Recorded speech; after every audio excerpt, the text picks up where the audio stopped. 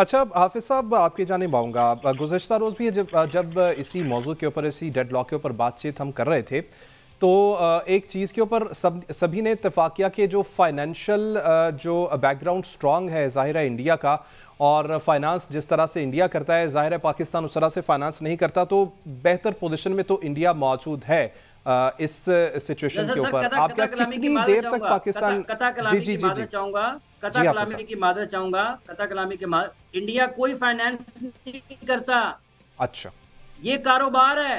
क्या ये कारोबार करते हैं सारे लोग, ये कारोबार करते हैं। ये क्रिकेट के नाम पर कारोबार होता है, ये क्रिकेट के खेल पर कारोबार होता है। उस कारोबार में शामिल है सारे। अच्छा, आप साहब डिफरेंस बता दीजिएगा कि फंडिंग और रेवेन्यू में डिफरेंस होता क्या है? फंडिंग क्या होती है और रेवेन्यू क्या होता है? देखिए, बात ये है, IMF पाकिस्तान को रेवेन्यू देता है, या दुनिया के जो ममालिक IMF के पास जाते हैं वो रेवेन्यू शेयर करते हैं उसके साथ। क्या फंड होता है ना? जी जी, वो फंडिंग फंड होती है ना। तो रेवेन्यू तो वो है, मैं और आप मिलके कारोबार कर रहे हैं ना, आमदन हो रही है मुझे और आपको। अगर 4 लोग एक जगह पर एक होटल खोल लेते हैं, ठीक है जी, और वो चारों के चारों जो है अगर वो बंद होता है तो चारों को नुकसान होगा ना, किसी एक को तो नुकसान नहीं होगा। और अगर वो चारों में से एक है जी मैं तो फंड कर रहे हैं तो ਤੁਹਾਡਾ होटल चल रहा है, तो इसका मतलब ये है कि उसका मतलब और है। जब आप फाइनेंशियल मॉडल की बात करते हैं तो ये रेवेन्यू शेयरिंग के ऊपर बेस करता है। इसमें सारे के सारे जो अगर इंडिया, जैसा कि बात, अगर इंडिया ये कहता है कि उनकी वजह से आता है, तो भाईजान आप दुनिया से अलग हो जाएं, आप अकेले खेलें। आपको क्या जरूरत है इंग्लैंड के साथ खेलने की, ऑस्ट्रेलिया के साथ खेलने की, न्यूजीलैंड के साथ खेलने की, पाकिस्तान के साथ खेलने? क्यों खेला ना यूएसए में मैच पाकिस्तान के साथ? क्यों कोलंबो में आपने एशिया कप के मैचेस खेले, पाले किले में खेले? ये गलत बयानी है। ये फंडिंग इज समथिंग डिफरेंट, कारोबार इज समथिंग डिफरेंट। आपको कारोबार को कारोबार की तरह पर लेना है। ये जो कमर्शियल पार्टनर्स हैं आईसीसी के, ये जो ब्रॉडकास्टर्स हैं, ये कोई लोगों को कर्जा देते हैं, ये आईसीसी को कर्ज देते हैं, ये भी तो पैसा देते हैं, तो उसके एवज खरीदते हैं ना।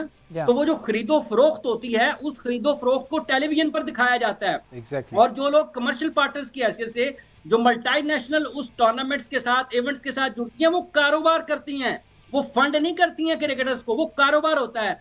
वो अपनी कंपनी की, अपनी मसनूआत की तशहीर करती हैं, लोग उनकी मसनूआत को खरीदते हैं, उनका कारोबार चलता है।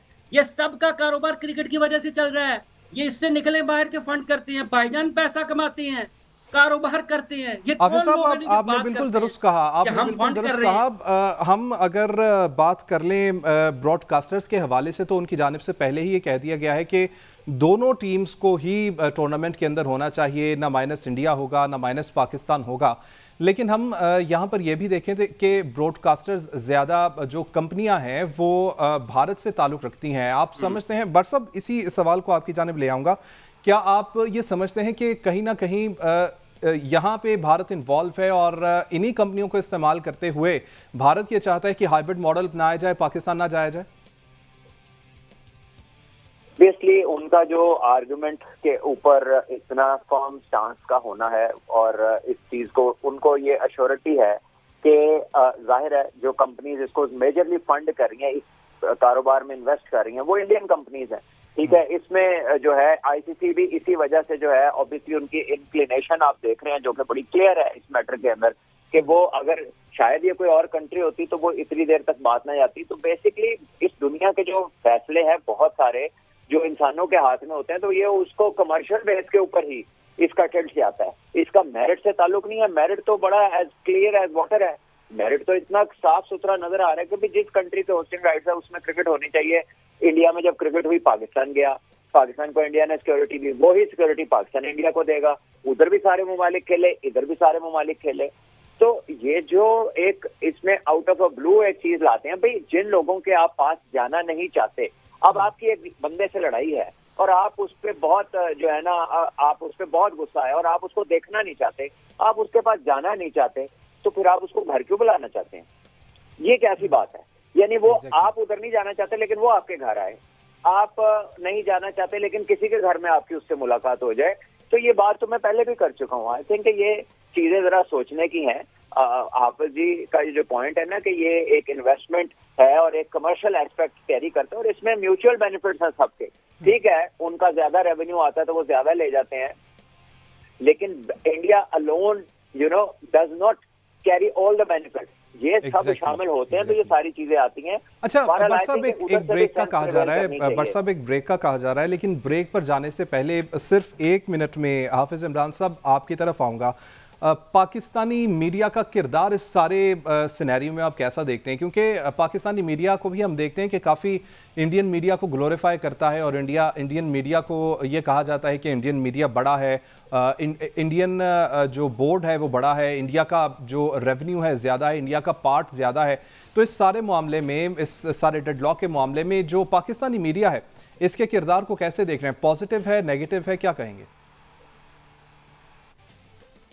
देखिए ये लंबी बात हो जाएगी, लेकिन जो भाट साहब ने एक बात की है ना रेवेन्यू के ऊपर इंडिया, मैं इसका जवाब दूंगा जब आप ब्रेक के बाद आएंगे। जो रेवेन्यू मॉडल के ऊपर के किसी एक मुल्क का, उसमें देखें बात यह है कि क्या अगर कोई, क्या आईसीसी के कवानीन में, उसके आइन में ये लिखा हुआ है कि जो ज्यादा, जिस मुल्क में कारोबार ज्यादा होता है, जिस मुल्क में उसकी कंपनियां ज्यादा हैं, जहां बिजनेस ज्यादा है, तो उसको एक इजाफी तौर पर हक हासिल होगा। कल कलाम को ये कहेगा जी टॉस, चूंकि हमारे पास से रेवेन्यू ज्यादा आता है तो टॉस हमारी मर्जी का फैसला होगा टॉस के ऊपर। तो ये तो नहीं हो सकता ना, खेल तो बराबरी का दर्ज देते हैं ना। आईसीसी के क्या आइन में लिखा हुआ है कि कल कलाम को अगर इंग्लैंड में बिजनेस ज्यादा शुरू हो जाए तो इंग्लैंड कहेगा साड़ी बात गाल मानो सब तो ज्यादा। ये नहीं हो सकता, ये नहीं हो सकता। तो इसको आईसीसी के आइन में अगर ये नहीं है, आइन में ये नहीं लिखा हुआ कि अगर किसी के पास से, आपके पास वहां पर आपका रेवेन्यू ज्यादा है, कारोबार ज्यादा होता है, तो उसकी बुनियाद पर आप अपनी मर्जी के फैसले करेंगे, ये नहीं है। ये आपको खेल बराबरी का दर्ज देते हैं। एक छोटा मुल्क भी है ना, छोटा मुल्क, अगर उसका खिलाड़ी गोल्ड मेडल जीतता है तो उसके मुल्क का भी झंडा गोल्ड मेडल की वजह से ऊपर जाता है। ये नहीं देखा जाता कि ये क्योंकि छोटा मुल्क है, इसके पास पैसे कम है, तो इसको गोल्ड मेडल नहीं दिया जाए। जो दूसरे नंबर पर आया है उसके मुल्क के पास पैसे ज्यादा है, वो अमीर मुल्क से है, तो उसका गोल्ड मेडल उसको दे दिया जाए। ये बराबरी का दर्ज देते हैं। खेल आपको एक ही जगह पर खड़े करते हैं, तो आपने एक जगह पर खड़े होना जब आप एक ग्राउंड में खेलते हैं। ये नहीं हो सकता है भाजन मेरी पौड़ी उत्ते है मैं उत्ते जाना ना। आपने एक, जिस जमीन पर आपने खेलना है, जिस ग्राउंड में आपने खेलना है, वो एक ही जैसा है, वो सबके लिए एक जैसा है। एक जैसे बल्ले हैं, जैसे मेरिट कहता भी यही है कि मेरिट के मुताबिक अगर फैसले हों तो बहुत बेहतर है। हाफिज साहब सिर्फ 1 मिनट में जो बात आप कर रहे थे उसको मुकम्मल करें ताकि नेक्स्ट टॉपिक पर जाया जाए। देखिए बहुत शुक्रिया आपका। जो यहाँ तक ताल्लुक पाकिस्तान की मीडिया का, देखिए पाकिस्तान मीडिया अपनी जगह पर इसका किरदार अदा कर रहा है जो वो कर सकते हैं। लोग बात कर रहे हैं पाकिस्तान में कि पाकिस्तान का हक है, चैंपियंस ट्रॉफी की मेज़बानी पाकिस्तान को दी थी और पाकिस्तान को मिलनी चाहिए। लोगों के मुख्तलिफ ख्यालात होते हैं कि पाकिस्तान क्रिकेट बोर्ड को क्या इस वक्त में ये फैसला करना चाहिए था, लॉबिंग करनी चाहिए थी या नहीं करनी चाहिए थी, वो एक अलग बहस है। लेकिन पाकिस्तान क्रिकेट बोर्ड का जो मौक़िफ़ है वो पाकिस्तान मीडिया बड़े अच्छे तरीके से दुनिया के सामने पहुँचा रहा है और बता रहा है दुनिया को कि पाकिस्तान क्रिकेट बोर्ड का क्या मौक़िफ़ है। हर दूसरे दिन chairman cricket board press conference करते हैं, यहाँ पर कदाफी स्टेडियम में तामीराती काम का जायजा लेते हैं और लोगों से बातचीत करते हैं, बताते हैं लोगों को। तो ये पाकिस्तान मीडिया का किरदार है। ठीक है, जो आप इख्तलाफ राय रखते हैं पाकिस्तान में वो लोग, क्रिकेट बोर्ड को क्या ये इस वक्त ये काम करना चाहिए था या नहीं करना चाहिए था, वो लोगों की राय है, उसका भी एहतराम किया जाना चाहिए। लेकिन पाकिस्तान क्रिकेट बोर्ड का जो मौक़िफ़ है वो ठीक है कि पाकिस्तान में चैंपियंस ट्रॉफी होनी चाहिए, हम इसके मेज़बान हैं, पाकिस्तान को उसकी मेज़बानी मिलनी चाहिए। और पाकिस्तान क्रिकेट बोर्ड का ये मौक़िफ़ दुनिया भर में पाकिस्तान के मीडिया ने बड़े उम्दा और अहसन तरीके से निभाया। और जो डेवलपमेंट हो रही है आईसीसी के कमर्शियल पार्टनर्स के हवाले से, बीसीसीआई के किरदार के हवाले से, आईसीसी के किरदार के हवाले से, जिन मसाइल का सामना हो सकता है अगर आप इस चैंपियंस ट्रॉफी के शेड्यूल का ऐलान नहीं करते हैं, तो वो तमाम चीजें जो पाकिस्तान। अच्छा साहब, एक तरफ तो आप मोहसिन नकवी साहब की उसकी किरदार की तारीफ कर रहे हैं, साथ ही मैं आपसे कमेंट लेना चाहूंगा। नजम सेठी साहब का एक बयान जो है वो चल रहा था, उसमें उन्होंने कहा था कि पाकिस्तान ने जो हाइब्रिड मॉडल एक्सेप्ट किया था एशिया कप के अंदर, उस तरह का मॉडल पाकिस्तान को एक्सेप्ट कर लेना चाहिए, वरना पाकिस्तान जो है वो इंटरनेशनल क्रिकेट में तनहा रह जाएगा। तो इस बयान को किस तरह से असेस करेंगे? एक जानिब मोहसिन नकवी साहब जो है वो क्लैरिफिकेशन देते फिर रहे हैं, वो अपना स्टांस जो है वो लोगों के सामने रख रहे हैं, और दूसरी जानिब जो है वो साबिक जो बोर्ड के करता धरता रहे हैं उनकी जानिब से इस तरह के बयान आ रहे हैं। देखिए वो साबिक चेयरमैन साहब का जो इंटरव्यू था वो मैंने किया था समर टेलीविजन पर, ठीक है जी। और उनका ये मौक़िफ़ था कि पाकिस्तान ने जब 2023 के एशिया कप के लिए हाइब्रिड मॉडल तस्लीम किया था, तो उस वक्त ग्रेग बाकले जो कि आईसीसी के चीफ एग्जेक्टिव हैं और उसके साथ साथ जे शाह जो कि बीसीसीआई के सेक्रेटरी हैं, इनके साथ कुवैत में और थाईलैंड में उनकी मुलाकातें हुई थी। और ये तय पाया था, उन्होंने कहा था कि अगर हम एशिया कप 2023 हाइब्रिड मॉडल पर खेलेंगे तो फिर पाकिस्तान 2023 का क्रिकेट वर्ल्ड कप भी हाइब्रिड मॉडल पर ही खेलेगा। और इन दोनों मुल्कों के मबैन जब तक हालात ठीक नहीं हो जाते हैं, तो इस किस्म के मसाइल से बचने के लिए, जिनका इन दिनों सारी दुनिया के क्रिकेट को सामना है, तो हाइब्रिड मॉडल एक रास्ता है कि आप पाकिस्तान आए, पाकिस्तान आपके मुल्क नहीं आता।